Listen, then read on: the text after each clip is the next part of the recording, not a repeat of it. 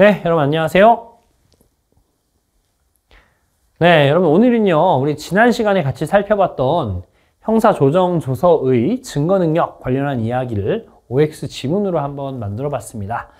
자, 이게 제가 지난 시간에도 누차 말씀드렸지만 검찰청 소속 진술분석관의 그 증거능력과 동일한 구조로 흘러가고 있다고 했어요.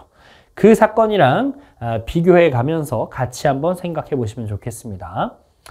자, 제가 이렇게 한번 써놔봤습니다. 형사 조정 절차는 수사기관과는 독립되어 구성되고 활동하게 되므로 형사 조정 절차에서 작성된 조정조서의 피의자 진술 부분은 수사기관의 관여하에 작성된 것이라고 볼 수가 없어서 형소법 313조에 따른 요건을 갖추면 증거로 할 수 있다. 이렇게 얘기를 해봤는데요. 자, 여기 앞에는 이제 페인트 모션이죠. 자, 여기 형사 조정 절차라고 하는 것, 물론 수사기관과 아주 직결되어서 진행된다고 하긴 어렵겠죠. 하지만 우리 대법원이 봤을 때 이 형사 조정 조서가 어떻게 작성되었느냐, 실질적으로 수사기관의 관여가 있었던 걸로 봐야 된다라고 얘기를 했습니다. 따라서 313조는 적용되지 않는다. 이렇게 얘기를 하고 있다는 거예요. 자, 이거는요, 우리가 여러 가지 이 사건을 둘러싼 사실관계를 보면 알 수 있는데, 형사 조정 절차에서 조정위원들이 이 조정에 임하기는 하지만 이 위원들 어디서 위촉을 했냐? 검찰청에서 위촉했다. 그리고 이 위원들 어디서 조정을 하고 있느냐? 검찰청 안에서 하고 있다.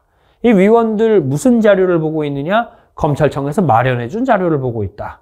이 조정조서 직접 작성한 사람은 누구냐? 검찰 수사관이 간사로서 작성했다. 그러면 이 조정 절차에서 작성된 이 조정조서라고 하는 것은요, 실질적인 의미에서 수사기관의 관여하에 작성된 것으로 봄이 타당하다. 따라서 313조에 따른 증거능력 인정은 불가능이라고 하는 것이 타당하겠죠. 따라서 이 지문은 틀렸습니다. 자, 다음.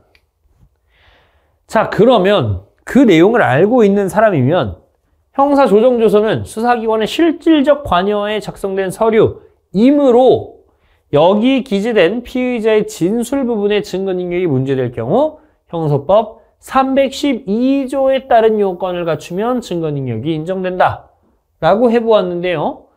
자, 수사기관의 관여하에 된 거라는 걸 공부했잖아요. 그러면 이렇게 말할 때 오, 그렇네? 하시면 됩니까? 안 되죠.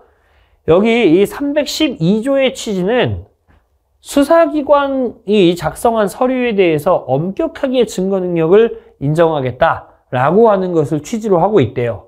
따라서 이 사건에서 수사기관이 작성한 피의자 신문 조서도 아니고 피고인이 아닌 자의 진술을 기재한 조서도 아니고 피고인 또는 피고인 아닌 자가 작성한 진술서도 아니니까 형소법 312조에 의하여 증거능력을 인정할 수도 없다라고 말하고 있는 거죠. 자, 각각 따져보면 이거는 312조 1항 내지 3항, 사경은 아닐 테니까 주로 이거가 문제 되겠습니다. 피고인 아닌 자의 진술을 기재한 조서, 이거는 312조 4항 얘기를 하고 있는 거고요. 그 뒤에 피고인 또는 피고인 아닌 자가 작성한 진술서 312조 5항을 얘기하는 거죠. 다 아니라는 거예요.